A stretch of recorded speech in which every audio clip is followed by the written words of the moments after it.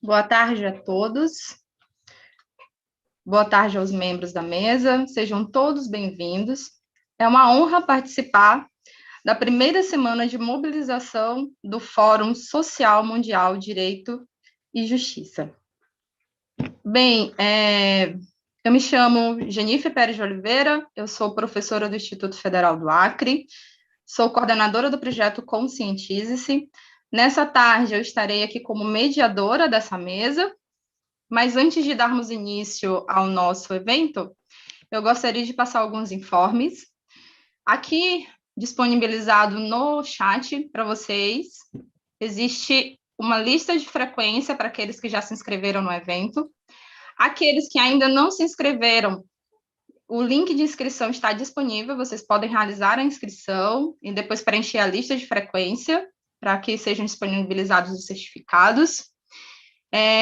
Gostaria de informá-los também de que o Fórum Social Mundial prevê um evento para ocorrer no ano de 2022, e aquele que tiver interesse em colaborar e em entender mais sobre o Fórum Social Mundial pode estar entrando em contato pelo e-mail que também disponibilizamos aqui no chat, aqui na página. E aqueles que tiverem interesse em colaborar também com o Fórum Social também tem um Pix, né, que está disponibilizado aí para que vocês tenham acesso. Bem, agora sim, vamos dar início, né, às nossas explanações na mesa, que tem como tema dignidade animal e cidadania humana. Qual a relação com a pandemia?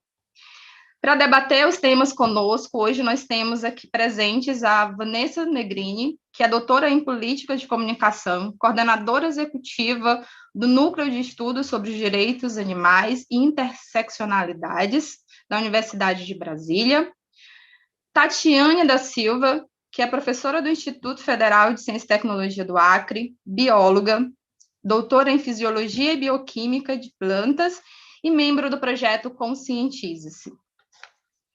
Arthur Regis, doutor em bioética, autor de alguns livros que tratam da temática dos direitos dos animais e coordenador do Observatório de Direitos dos Animais e também pesquisador do Núcleo de Estudos dos Direitos dos Animais. Maria Lígia Ueno, que é advogada, é membro da Comissão de Defesa dos Animais na UAB do Acre e colabora no projeto Conscientize-se também do IFAC. Gostaria muito de agradecer aos doutores por estarem aqui conosco hoje, colaborando neste evento. Gostaria de dizer que se alguém que está aqui presente tiver alguma pergunta, quiser direcionar para algum dos nossos palestrantes, que pode deixar disponível aqui no chat, que ao final nós tentaremos responder de acordo com o nosso tempo disponível. Bem, doutora Vanessa, falar de cidadania humana enquanto um princípio constitucional é também compreender que isso não pode estar dissociado da busca pela dignidade aos animais? Gostaria de ouvi-la. Obrigada, Janifer. Boa tarde a todos e todas. Quero começar agradecendo imensamente aos professores José Geraldo, Eduardo Xavier e Sabrina Cassol, do Grupo Direito Achado na Rua, pela incrível oportunidade dessa mesa sobre direitos animais aqui nos preparativos do Fórum Social Mundial, compreendendo a importância do tema para a realização de uma sociedade mais justa, solidária e democrática. E saúdo aos demais colegas desse painel, né, a presidenta da mesa, que aceitaram a honra dessa tarefa, e já agradeço aqui também aos trabalhos técnicos da Flávia. A tragédia sanitária que nos abate, causada por uma zoonose que já matou mais de 3 milhões de pessoas em todo o mundo, sem dúvida nenhuma, coloca em evidência que falar de direitos animais, ele hoje em dia é essencialmente falar de direitos humanos. O novo agente do coronavírus nos impele ao reconhecimento da interdependência de todas as coisas vivas e nos leva a refletir sobre a relação entre animais humanos e não humanos. Relatório da ONU para a Agricultura e Alimentação de 2013 já indicava que ao menos 70% das enfermidades que apareceram desde a década de 40 tiveram origem na exploração animal. A expansão agrícola, a interatividade entre animais humanos e não humanos fizeram com que essas novas doenças surgissem e se espalhassem rapidamente. HIV, doença da vaca louca, ebola, síndrome respiratória aguda grave, gripe suína, gripe aviária, são apenas alguns exemplos. A Covid-19 é só mais um capítulo dessa história, um trágico capítulo. No seu livro Homo Deus, Uma Breve História do Amanhã, o historiador israelense Yuval Harari, ele mostra que hoje mais de 90% dos animais com alguns quilos, ou eles são humanos, ou eles são animais domesticados pelos humanos para o seu uso. Em toneladas, nós somos 700 milhões de toneladas de animais domesticados, bois, porcos, galinhas, nossos cães, gatos, né?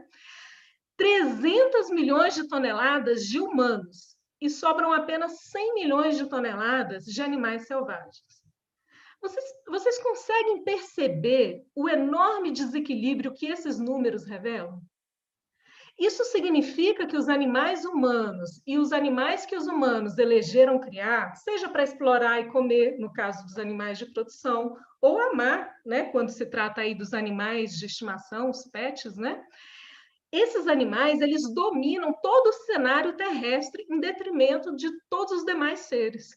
E isso traz consequências desastrosas para a natureza, favorecendo aí a criação de um ambiente fértil para a propagação de novas doenças. De acordo com a FAO da ONU, em 2019, em todo o mundo, nós matamos pelo menos 80 bilhões de animais terrestres para alimentação de humanos e dos seus animais de estimação. Eu vou repetir, gente, não está errado, é isso mesmo. 80 bilhões de animais. Considerando que a população mundial hoje é de quase 8 bilhões de pessoas, isso significa que anualmente nós matamos um número de animais terrestres equivalente a 10 vezes a quantidade de humanos. E isso eu não estou aqui nem considerando a quantidade de peixes mortos, porque aí o número é muito pior, né? A gente tem uma estimativa de 787 bilhões a 2,3 trilhões de peixes abatidos todos os anos.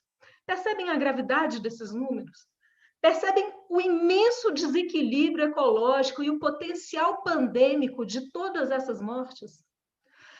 Mas, para além do sofrimento animal, essa alimentação carnista, ela pode acabar representando uma redução da oferta global de alimentos. Porque, na verdade, é preciso gastar muito alimento, que poderia ser utilizado para nutrir diretamente vários humanos, para produzir um pouco de carne. Em 2013, o Gary Francione publicou que para cada quilo de proteína animal produzido, os animais consomem quase 6 quilos de proteína vegetal. Com isso, mais de 40% dos grãos mundiais são dados para alimentar os animais de abate. E a pressão pelo consumo dessa proteína animal tende a só aumentar nos próximos anos, em virtude de dois movimentos: o aumento da renda da população e o crescimento natural da população mundial. Segundo a FAO, nós teremos um acréscimo de mais 2 bilhões de pessoas até 2050. E à medida que as populações elas vão se tornando mais ricas, mais urbanizadas, elas vão demandando cada vez mais alimentos de origem animal, agravando ainda mais essa situação. Em um mundo em que antes da Covid-19, cerca de 690 milhões de pessoas já passavam fome, a urgência de adoção de uma dieta abolicionista, ou seja, livre da exploração animal, já não é mais um projeto utópico de quem ama os animais. Ela se tornou uma questão de sobrevivência para todos. De acordo ainda com a FAO, a pandemia pode adicionar mais outras 130 milhões de pessoas a essa situação de fome crônica em todo o planeta. Além disso, outro aspecto não menos importante a ser considerado, em que a violação dos direitos animais traz consequências também para a vida humana, trata-se da disponibilidade de água. Em um mundo em que, segundo a ONU, 2,2 bilhões de humanos não têm acesso à água regularmente, item que é primordial, essencial para o combate ao coronavírus. Quase 90% da água doce consumida, ela é utilizada na produção agrícola, em especial aonde? Na pecuária. Para produzir 1 quilo de carne, são necessários 15 mil litros de água. É uma média mundial. Para produzir 1 quilo de trigo, por sua vez, são necessários apenas 900 litros de água. Ou seja, a adoção de uma dieta abolicionista, livre da exploração animal, significa também maior disponibilidade de água para todos. Com mais de 15 livros publicados, o escritor científico David Kahneman chama atenção para o fato de que nós somos hoje quase 8 bilhões de humanos vivendo em aglomerados populacionais cada vez mais densos, viajando muito, com muita rapidez. E aí, atividades como o desmatamento e a caça forçam o nosso contato com os animais selvagens, que podem carregar infecções. E assim, se um vírus for transmitido de um animal para humano e depois se propagar entre os humanos, as chances de infectar um número elevado de pessoas e circular em todo o mundo, num período muito curto de tempo, é enorme. E foi exatamente isso que aconteceu agora com a atual pandemia. As pesquisas iniciais indicam que o coronavírus migrou de um morcego para um pequeno mamífero, né, o pangolim, depois deste para os humanos e, por fim, de humanos para outros humanos, circulando na velocidade aí das nossas tecnologias, né? Para o biólogo evolucionista Rob Wallace, ele que já foi consultor da ONU, do Centro de Prevenção de Doenças Infecciosas dos Estados Unidos, as pandemias, elas não são simplesmente acidentes da natureza, mas elas são, sim, efeitos programados da maneira como nós passamos a criar os animais para consumo nos últimos, aí, pelo menos 40 anos. Gente, quem já teve a oportunidade de ir numa granja, numa fazenda industrial de produção de carne, sabe do que a gente está falando. São milhares, bilhões de animais confinados, muitas vezes impedidos de dormir, comendo 24 horas por dia para engordar, né? E para ir para o abate numa velocidade cada vez mais rápida, em função do lucro. O Wallace explica que, em condições normais, há um limite natural para a virulência dos patógenos. Imagina você, se você é um patógeno, você não vai querer matar o seu hospedeiro antes de poder infectar o próximo, ou isso iria destruir sua própria cadeia de transmissão. Mas o que acontece quando você, patógeno, percebe que o próximo hospedeiro está chegando cada vez mais cedo? O patógeno, ele pode se tornar virulento à vontade, porque o próximo hospedeiro já está ali, disponível. E é exatamente isso que a indústria capitalista da produção animal acaba fazendo. Desde a década de 70, a produção pecuária intensiva se espalhou pelo planeta. São bilhões de aves, bois, porcos, tudo amontoado, produzidos em monoculturas, compartilhando raça, idade, sistemas biológicos, numa ecologia quase perfeita para a evolução de várias cepas virulentas. Aos olhos da natureza, cuja lei mais importante é o equilíbrio na diversidade, isso é um verdadeiro banquete irresistível aos micro-organismos. À luz desses dados, individualmente, cabe a cada um de nós repensar nosso consumo, nossas escolhas alimentares, sabendo que uma dieta abolicionista salva não apenas bois, porcos, frangos, peixes, mas também os animais humanos. Coletivamente, nos impõe a urgência de questionar o sistema capitalista de exploração animal. Pensar na emergência de modelos sustentáveis de produção de alimentos, com ampliação da agricultura orgânica, integração com sistemas agroflorestais, com a produção de diversidade de culturas, o que naturalmente equilibra a ecologia do meio. Por fim, nos impõe a tarefa de pensar e agir politicamente. Pois para realizar as mudanças necessárias, precisamos eleger líderes comprometidos com a defesa de todas as formas de vida. Pois se tem uma coisa que nos ensinou o coronavírus, é que ou vivemos de uma forma mais harmônica com todos os seres do mundo e a natureza, ou não viveremos. Muito obrigada.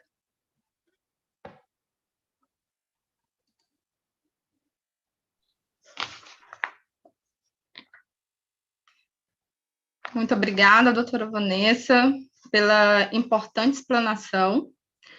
Agora eu gostaria de ouvir da doutora Tatiane uma questão muito importante, doutora Datiane, do ponto de vista da ciência, é que nós, os Homo sapiens, nós evoluímos a partir de um ancestral comum, né? Mais especificamente um primata, que é um animal.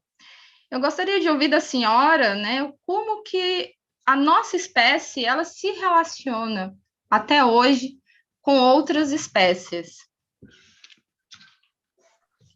Olá, primeiramente eu agradeço pela participação nesse evento que é reconhecido mundialmente. É uma grande satisfação e uma grande responsabilidade participar de um evento de tamanha dimensão. A fala da colega Vanessa foi extremamente pertinente e acaba que enfatiza alguns aspectos da minha fala também em relação a essa ancestralidade em comum. Bom, primeira coisa, eu acho sempre bom a gente fazer uma reflexão no que se diz a nos considerarmos uma espécie tão superior. O coronavírus, que é um organismo que nem mesmo célula tem, dentro da comunidade científica ainda existe esse impasse, se consideramos vírus seres vivos ou não, pelo fato de não possuírem célula. Então, ele mostra um vírus, algo que nem tem, não possui célula, e causou uma pandemia mundial, onde todo mundo teve que se ajoelhar perante a gravidade do vírus, e aí fortalecendo a nossa fragilidade, né? O Homo sapiens, que se considera tão superior a todas as formas de vida, pode simplesmente desaparecer devido a uma infecção causada por um vírus. Um outro fator, no que se refere à espécie, é algo, às vezes, complicado da gente definir espécies. Imagina que nós, humanos, nem somos capazes de sobreviver sem a flora intestinal que habita o nosso intestino, que tem uma série de funções. Então, a gente pergunta, o que é o mesmo Homo sapiens? Não é possível vivermos sem a flora intestinal. Inclusive, quando temos situações de infecções por bactérias causadoras de doenças, tomamos antibióticos, repomos a flora, para que possamos, então, regular o funcionamento do nosso metabolismo. Então, essas duas reflexões eu acho interessante. Bom, quanto à nossa ancestralidade em comum, eu vejo que, primeiramente, toda a nossa fala, todas essas questões que nós viemos discutindo, ela passa pela questão de uma educação não reflexiva, que não nos faz enxergar todas as formas de vida. Estão interligadas. Eu acredito, para mim, como professora de biologia, dentro da biologia, eu acredito que os temas mais importantes são os mecanismos que levaram à origem da vida no planeta, assim como a diversificação das espécies através do processo de evolução mediado pela seleção natural, onde, então, ocorre a diversificação de todas as formas de vida. Então, eu acredito que essa questão do surgimento da vida é algo que tem que ser muito bem enfatizado para que os estudantes compreendam que esses foram mecanismos que realmente aconteceram. E aí, juntamente, integrando os conhecimentos na área de química e de física, para a gente compreender todo esse processo. Bom, gente, como vocês percebem, a minha cachorrinha Jujuba, ela também está querendo participar do evento. Ela está aqui se posicionando. Bom, mas vamos lá. De maneira bem simples, a vida no planeta Terra surge em torno de 3,8 bilhões de anos, onde, então, a gente vai ter a transição de moléculas inorgânicas, originando moléculas orgânicas. A partir dessas moléculas orgânicas bem simples, temos o surgimento das primeiras células. A partir daí, células bem simples, parecidas com as células bacterianas atuais, vão surgir células mais complexas, as eucarióticas, que, inclusive, formam o nosso corpo. De células eucarióticas, nós vamos ter a transição da unicelularidade para multicelulares, de seres unicelulares para seres multicelulares. Isso onde? Nos mares e oceanos primitivos da Terra. Daí, em seguida, a gente vai ter, então, o início do surgimento de organismos cada vez mais complexos, culminando com o surgimento dos vertebrados. Nesse caso, vamos falar dos peixes e tubarões, que surgem nesses mares primitivos, e a partir daí nós vamos ter a transição entre o ambiente aquático para o ambiente terrestre, com o surgimento dos primeiros anfíbios. Então, sempre observando que, ao longo desses processos transicionais, a gente tem essa questão da nossa da nossa ancestralidade em comum. A partir de um grupo de anfíbios, nós vamos ter a diversificação dos répteis, aves e mamíferos. Bom, com a extinção dos dinossauros, há 65 milhões de anos, nós vamos ter, então, a diversificação e um surgimento de um maior número de espécies de mamíferos, e dentro dos mamíferos, nós vamos ter o surgimento dos primatas, tá bom? Então, dentro dos primatas, nós temos uma série de espécies, os macacos do Novo Mundo, os símios, os macacos sem rabo, que é onde nós vamos nos encaixar dentro da classificação dos seres.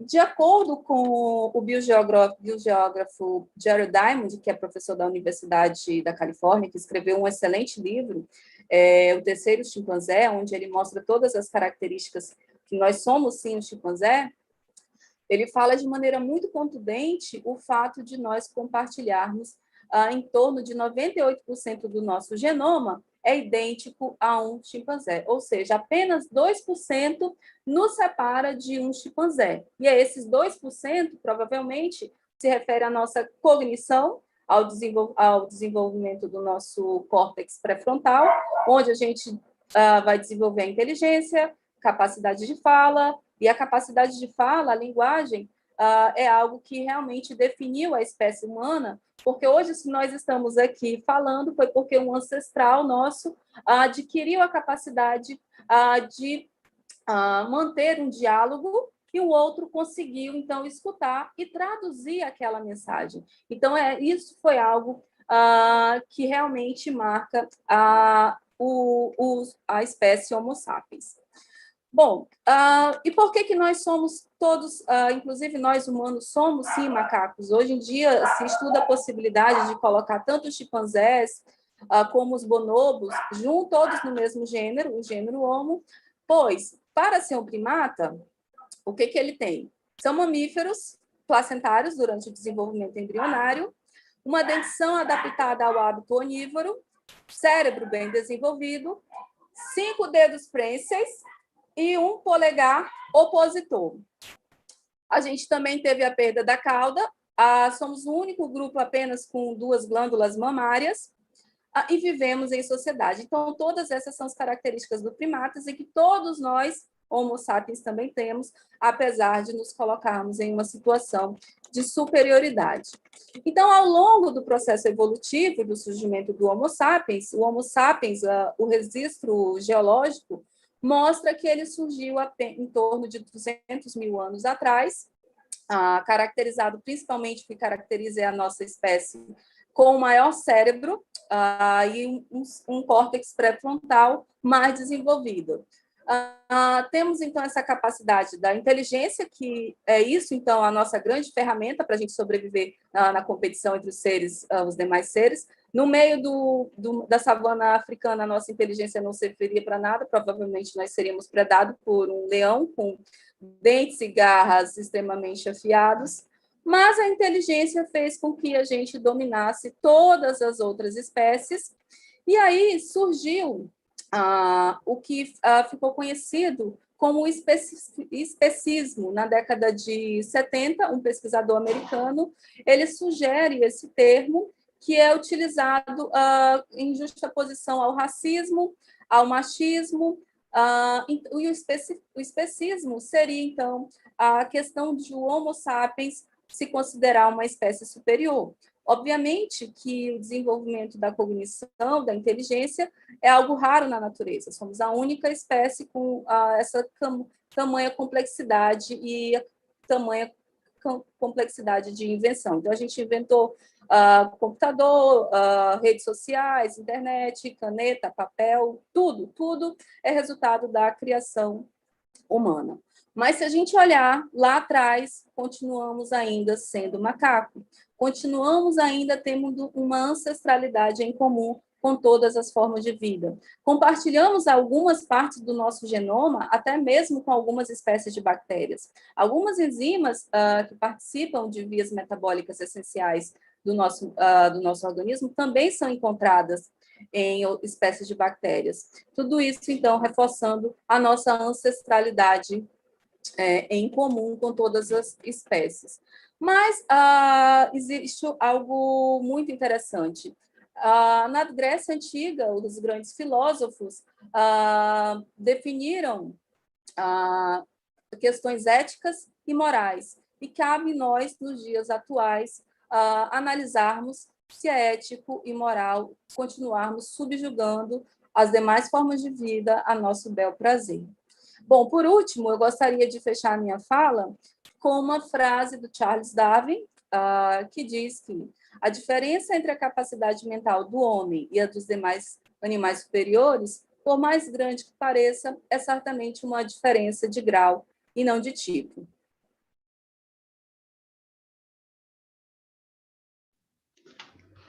Brilhante abordagem, professora. Agradecemos sua colaboração, sua fala, muito pertinente.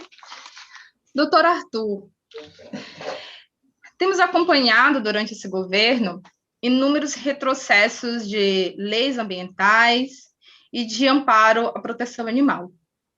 De acordo com a sua análise, a legislação vigente, ela cumpre bem o papel da proteção animal? Quais as implicações diante desse cenário de retrocesso do ponto de vista do desenvolvimento sustentável e a proteção da fauna? Olá, saudações. Agradeço o convite e saúdo minhas colegas da mesa. Então, vamos abordar a questão dentro da perspectiva, nesse primeiro momento, do princípio do desenvolvimento sustentável, que foi consagrado na ECO 92, ou seja, há praticamente 30 anos, que é um princípio muito caro ao direito ambiental, mas aqui nós estamos falando dentro de uma perspectiva do direito animal. O que é que pressupõe o desenvolvimento sustentável? Um tripé, 3 elementos: desenvolvimento social, econômico e preservação do meio ambiente. O que a gente percebe na prática? Qual é a observação? É uma degradação do meio ambiente, uma ausência de desenvolvimento social e não um desenvolvimento econômico, mas um aumento de riqueza para uns poucos. O nosso artigo 170 da nossa Constituição Federal, que fala da ordem econômica, ele tem como princípio a defesa do meio ambiente no seu inciso 6. Não há dualidade, não há contradição entre desenvolvimento econômico e preservação do meio ambiente. Só pode haver desenvolvimento econômico se houver defesa do meio ambiente. Por sua vez, o nosso artigo 225 também da Constituição, que é um artigo que surge na Constituição de 88, na nossa Constituição Democrática, que a gente tenta deixar para trás toda aquela fase de horror histórica, ela trata do meio ambiente equilibrado. E o meio ambiente equilibrado, para todas as espécies, mas para a espécie humana, ela se configura como direito fundamental de terceira dimensão. E os direitos fundamentais não podem ser extirpados da população. Não pode ocorrer retrocesso em direitos fundamentais, até porque eles estão, todos os direitos fundamentais, interconectados. Vide o que acontece numa região, por exemplo, de um lixão, onde há várias doenças naquela população. Nunca é demais lembrar também que o próprio artigo 225 da Constituição, no inciso 7 do parágrafo 1º, veda a crueldade animal. E, no mesmo sentido, a Lei de Crimes Ambientais, no seu artigo 38, também veda os maus-tratos. Então, é de se perceber que há um claro reconhecimento surgindo na Constituição e replicado pelos demais normativos internos do Brasil, que há um reconhecimento da dignidade animal. Então, essa perspectiva equivocada do que seria o desenvolvimento e seus desdobramentos, ainda mais uma vez, como se possa reconhecer o princípio do desenvolvimento sustentável como um princípio interessante, ela está diretamente relacionado com o atual momento pandêmico. Porque há uma coisificação da natureza, não só da natureza, dos animais, não só dos animais, dos próprios seres humanos, pela lógica estruturante e dominante. Há muito não se sustenta o mundo nessa forma nessa estrutura que é proposta, nesse sistema cruel de exploração e que vem causando prejuízos a todo o planeta, a todas as formas de vida. Os exemplos, eles são vários e são explícitos. Não há desculpas plausíveis para não reconhecê-los.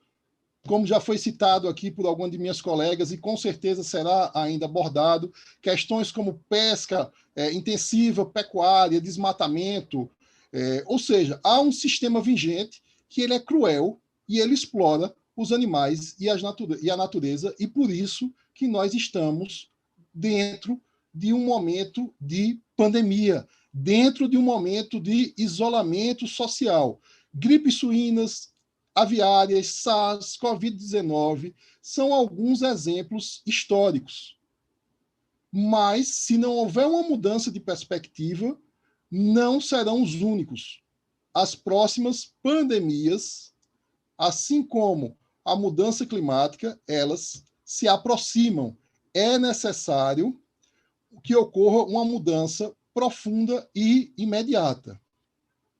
É necessário verdadeiramente, então, dentro dessa perspectiva, inserir a dignidade animal, assim como de toda a natureza, em todas as perspectivas das ações humanas. E o tempo urge. O relógio está passando e as medidas precisam ser tomadas. Os governos precisam alterar as suas políticas públicas. Agora, por óbvio, seria muita inocência esperar uma mudança de forma espontânea do mercado e de todas as suas engrenagens. A perspectiva de mudança desse mundo antropocêntrico, machista e adoecido, ele vai perpassar obrigatoriamente pelo caminho da educação. Uma educação plena em todos os níveis e instâncias, assim como que contemple também uma educação animalista, uma educação que reconheça os animais como entes com dignidade. E sobre a educação, eu vou trazer aqui algumas frases que ilustram bem o que eu quero dizer, esse meu pensamento. Abre aspas, a educação é a arma mais poderosa que você pode usar para mudar o mundo. Nelson Mandela. Aspas novamente, educação não transforma o mundo, educação muda as pessoas, pessoas transformam o mundo. Paulo Freire. E, por fim, a Malala, um livro, uma caneta, uma criança e um professor podem mudar o mundo. O meu medo é que não haja mundo a ser mudado se alterações radicais não forem implantadas o mais rápido possível. Então, sem uma educação plena, portanto, incluindo isso aí uma educação animalista, também não haverá o pleno exercício da cidadania e resultará na repetição dos nossos erros do passado e na perpetuação dos nossos erros do presente. Sem uma educação plena, não há democracia, apenas uma caricatura grotesca e deformada. Pachamama, a Mãe Terra, ela ensina, ela vai nos ensinar, e nós vamos aprender enquanto espécie, seja pelo amor, seja pela dor. A vida no planeta, ela vai continuar, eu não tenho dúvidas disso. Eu questiono se a espécie humana também continuará a existir se não mudar a sua perspectiva, a sua trajetória, a sua caminhada. Eu gostaria de agradecer a inclusão do direito animal na presente arena de fala, em um claro reconhecimento da necessidade da mudança de paradigma em um mundo no qual os animais são cruelmente massacrados dia após dia. Muitas vezes, a questão animal ela passa desapercebida, embora em praticamente todos os atos corriqueiros do nosso dia a dia, até mesmo, como bem citou a professora Tatiana, essa correlação que temos com as demais formas de vida, inclusive as que habitam o nosso próprio organismo, elas são intrínsecas. Já me encaminhando para finalizar a minha fala, mas para aproveitar e por entender que aqui é a arena própria para isso, eu não poderia me omitir e me silenciar durante o triste momento histórico pelo qual o Brasil passa, especialmente na área ambiental.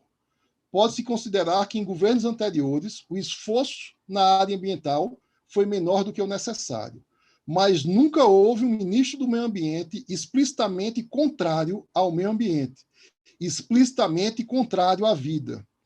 Por fim, é importante registrar também que o governo federal, até pelo alcance das redes sociais, especialmente nos fóruns internacionais, falta descaradamente com a verdade quando se refere à situação ambiental no Brasil. O contexto é de desestruturação dos órgãos de proteção ambiental e de destruição do meio ambiente. Repito, o governo federal mente despudoradamente sobre o que acontece no Brasil. Vivemos tempos estranhos, momento histórico de negacionismo, intolerância exacerbada e, muitas vezes, infelizmente, apologia à ignorância. Mas eles não passarão. E, como diria o trecho da música de Chico Buarque, apesar de você, amanhã há de ser um outro dia. Muito obrigado e fico à disposição. Obrigada, professor. Foi muito pertinente a sua fala, realmente um cenário preocupante.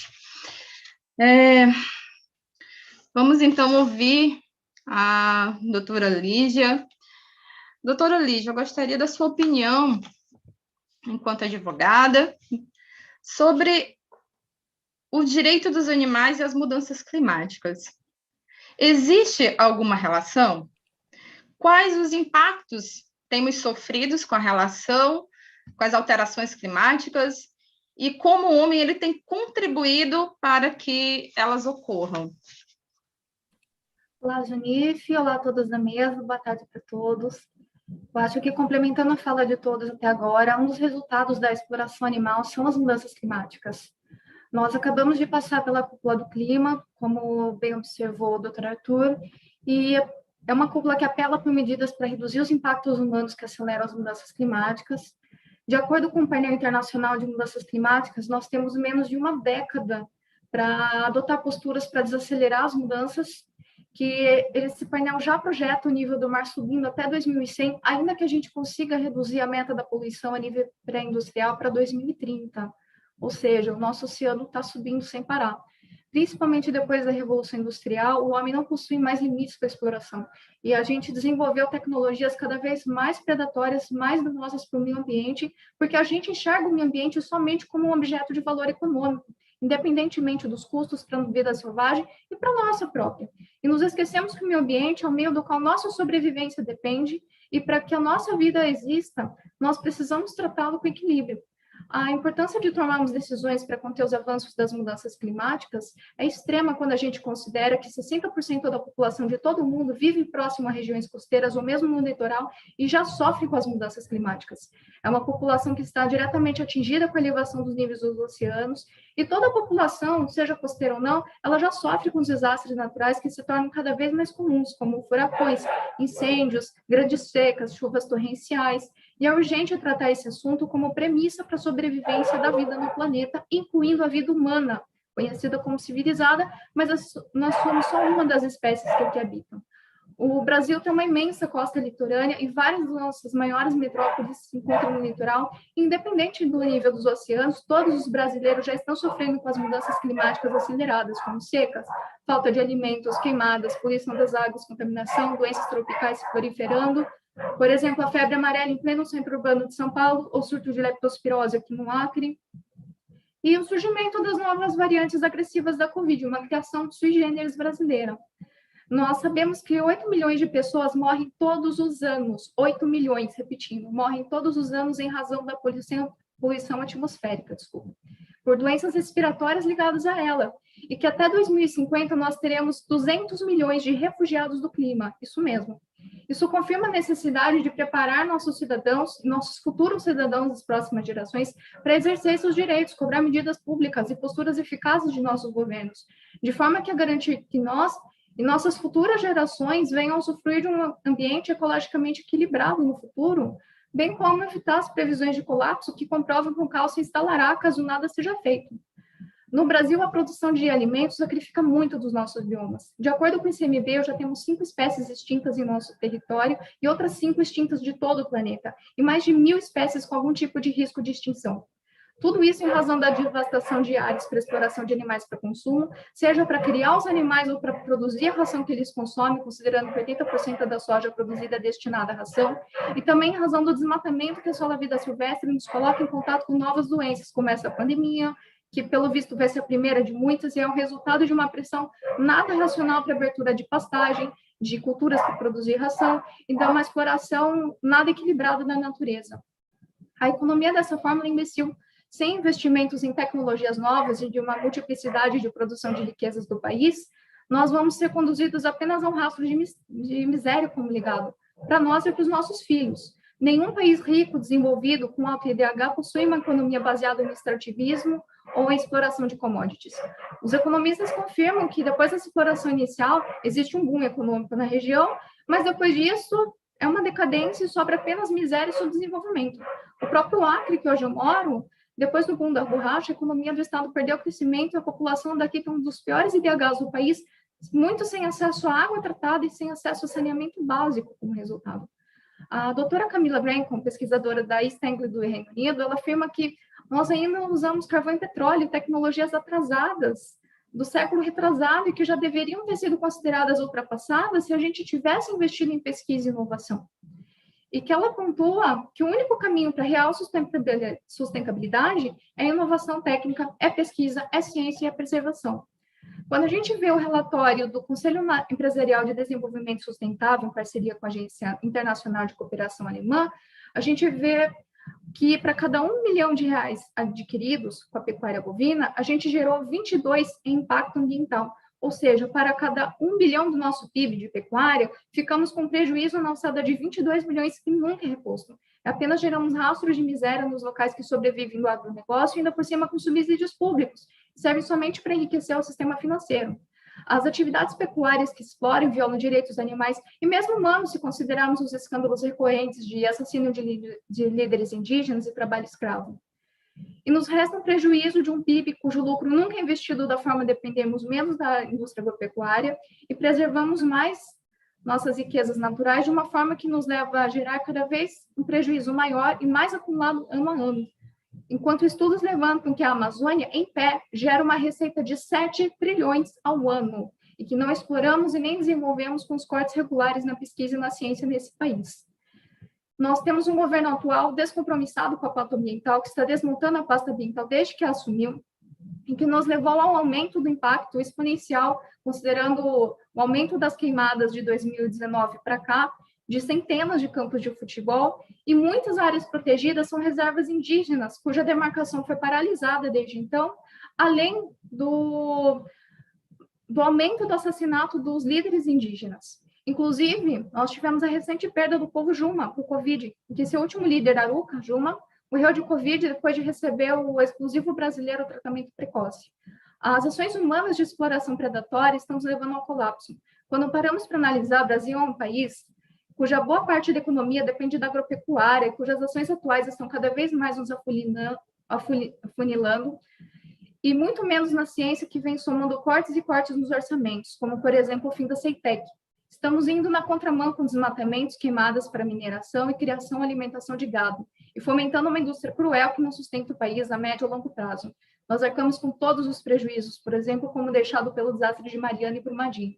O custo de sermos o celeiro do mundo produzindo ração e carne será alto para as próximas gerações e não se limitará só aos brasileiros.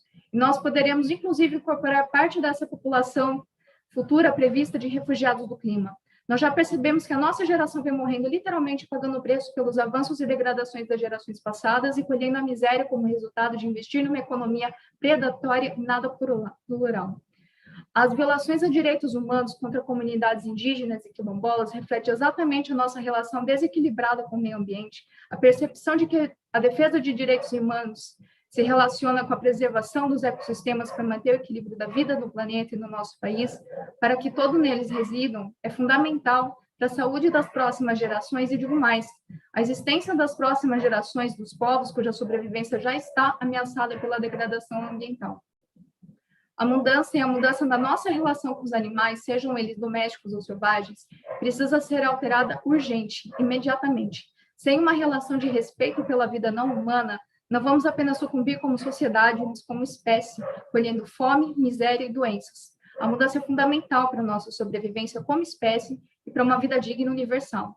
Eu acredito que, conforme a nossa sociedade evoluiu moralmente, a ponto de entender os limites que precisamos nos impor para evitar atrocidades cometidas no passado, como a escravidão e os campos de concentração, já estamos unidos na luta para que direitos humânicos básicos sejam reconhecidos por governos autoritários e que agora também precisamos construir nossa consciência coletiva quanto à relação entre humanos e animais e a vida silvestre do planeta e não enxergá-lo somente como um patrimônio a ser explorado, mas sim como parte de algo vivo e que necessita de preservação, inclusive para nossa sobrevivência. Agradeço muito a minha participação, vou devolver a palavra para a mediadora, a doutora Jenife, e espero que as pessoas consigam entender a relação entre a nossa exploração dos animais e as mudanças climáticas, que todos nós já estamos sofrendo as consequências, independente da dieta que adotemos, do modo de vida que adotemos e de nossa função social aqui no país. Parabéns, doutora Lígia, obrigada pela explanação, parabéns aos demais membros da mesa. Gostaria de agradecer pelas importantes reflexões que vocês nos trouxeram nessa tarde.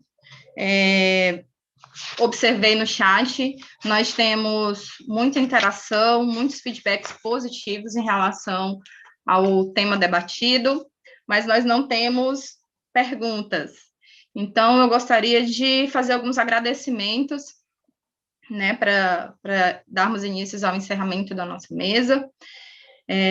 Gostaria de verificar se algum de vocês gostaria de fazer alguma fala. Doutor Arthur, por favor.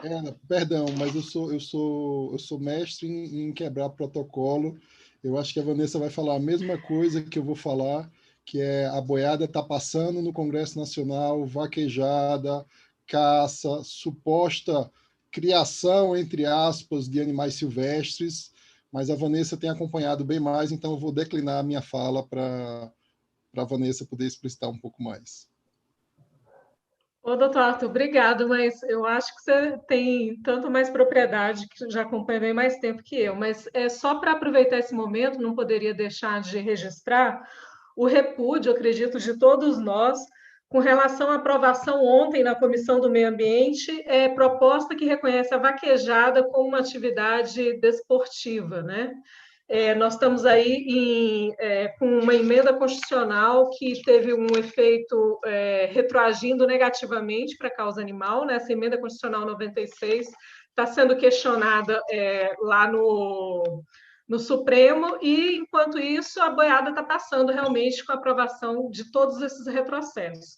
Eu deixei aí no chat o link para a assinatura de um abaixo-assinado contra a vaquejada. Vaquejada não é cultura, vaquejada não é esporte, vaquejada é tortura, e a gente não pode permitir esse retrocesso. Muito obrigada. Muito obrigada, doutora Vanessa. Realmente,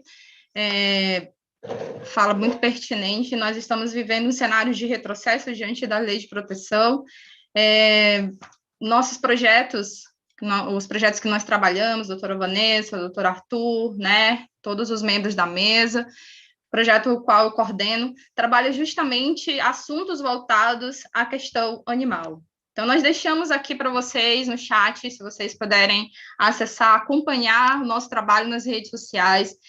O que nós trouxemos aqui é uma ponta, né? A gente tentou trazer um cenário global, né? Perpassar por alguns pontos para que vocês compreendam a importância do tema, a importância de nos sensibilizarmos, de nos conscientizarmos a respeito da nossa responsabilidade com os impactos que nós estamos causando e colocando em risco, inclusive, a nossa própria sobrevivência.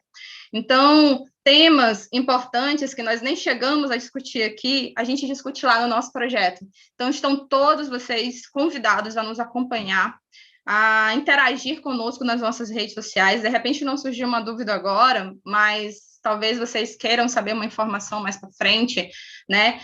Debates como Agora foi aprovada a PL da vaquejada, mas a gente está em discussão uma outra PL tão absurda quanto, que é a PL 318. A gente vai fazer uma live no nosso projeto para falar um pouco a respeito. E se vocês ainda não estão cientes do que se trata isso, ela é simplesmente um projeto de lei que quer tornar a criação de animais um patrimônio cultural brasileiro, colocando em risco a integridade, inclusive, de espécies silvestres. Isso é muito sério, isso é uma questão que precisa ser amplamente debatida, a gente precisa conhecer esse tipo de projeto, né, que os nossos representantes, os nossos governantes, eles estão, utilizando da fala já dita aqui, né, estão passando, né, levando essa boiada embaixo dos nossos narizes e estão aprovando e passando de qualquer forma, e isso é inadmissível, tanto o retrocesso e a gente observar tantos absurdos como esse. Então, testes em animais, né, relação da violência com os animais e a violência doméstica. Então, gente, são tantos pontos, né, dentro dessa cadeia inteira que a gente não conseguiu trazer aqui para vocês, mas a gente discute lá. Então, se vocês tiverem interesse, né, as nossas redes sociais, do meu projeto, do projeto da doutora Vanessa, do projeto do doutor Arthur, nós temos aqui também acompanhando a nossa live outros colegas que são membros do nosso projeto, que também não puderam compor a mesa, mas que estão lá junto conosco, né? Professor César Claudino, professor Orlando, temos bolsistas, a gente tem uma equipe muito legal, a gente realmente dedica e estuda tempo por essa causa tão importante. E para finalizar, eu gostaria de agradecer a participação, a presença de todos que acompanharam, que deram um feedback positivo, ficamos muito contentes de ter trago, né, pontos de reflexões importantes para todos. Esperamos ter novas oportunidades de trazer em novos eventos mais informações a respeito da causa, nos colocamos à disposição e agradecer, né, o convite, agradecer a todas as entidades que foram envolvidas, né, no evento. Vou listar algumas aqui, né, indicando a Defensoria Pública do Distrito Federal, o Núcleo de Estudos de Paz e Direitos Humanos, o Projeto de Extensão Educação para os Direitos Humanos, Direito Achado na Rua, inclusive sigam aqui a página, né, o canal deles, o projeto Vez e Voz, Conservatório Musical do Vale do Jurá, o Conscientize-se, que é o nosso projeto do IFAC pela causa animal, o Núcleo de Estudos dos Direitos Animais, que é o projeto da doutora Vanessa, Assessoria Jurídica Universitária Popular Roberto Lira Filho, e agradecer também a doutora Sabrina, que gentilmente, né, lembrou da gente e viu a importância da causa e nos fez o convite para participar. O pessoal do Direito Achado na Rua, que cedeu o canal para que a gente pudesse realizar por aqui, né, esse evento, então, muito importante. Então, é isso, a gente vai encerrar por aqui a nossa participação no evento, e, mais uma vez, muito obrigada pela participação de todos. Obrigada, boa noite, foi uma honra, uma alegria participar com vocês. Obrigado a todos, fico sempre à disposição. Tchau, gente, foi um prazer.